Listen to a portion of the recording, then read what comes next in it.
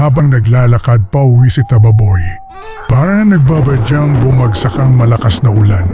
At habang naghahanap ng masisilungan, napadpad siya sa isang lugar na matagal nang kinatatakutan ng mga tao. Isang lumang simbahan na nasa dulo ng baryo. Isang pari ang kasamang nasunog sa simbahan na yun.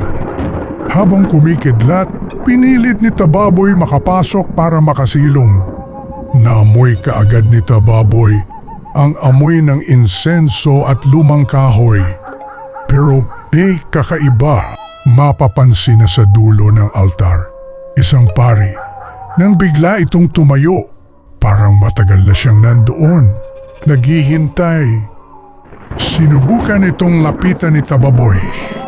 Habang taimtim na pinagdarasal ang pari, nang magsimulang umihip ng malakas, patuloy na pinagdarasal ni Tababoy ang kaluluwa ng pari. Nagsimulang magbagsakan ang kisame ng simbahan. Indikasyon na babagsak nito anumang oras.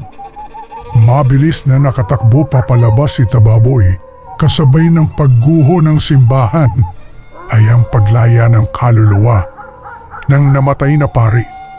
Madalas akala natin na lahat ng multo ay masama, pero minsan sila rin ang biktima ng nakaraan.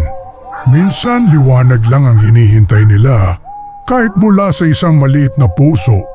Hanggang sa muli, paalam. Sinayo ng Tababoy, takbo ng saya. Likas na ganda, lahat ay masaya. Araw ay sumisikat, tandaan mo ikaw, laging handa sa ating pagkalaw.